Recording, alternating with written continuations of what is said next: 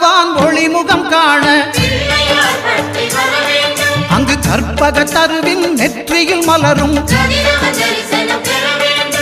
சூரிய பகவான் ஒளிமுகம் காண அங்கு கற்பக தருவின் நெற்றியில் மலரும் இருளை விலக்கி உலகை எழுப்பும் ஞாயிறு அங்கே குடியிருப்பான் அவன் ஆனை முகத்தனின் அடியவர் மனத்தில் ஒளியாய் வந்தே கொலுவிருப்பான்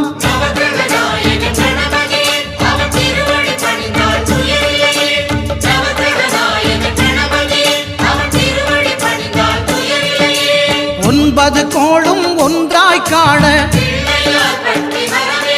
அங்கு கற்பகம் என்னும் கடவுளின் மெய்யில்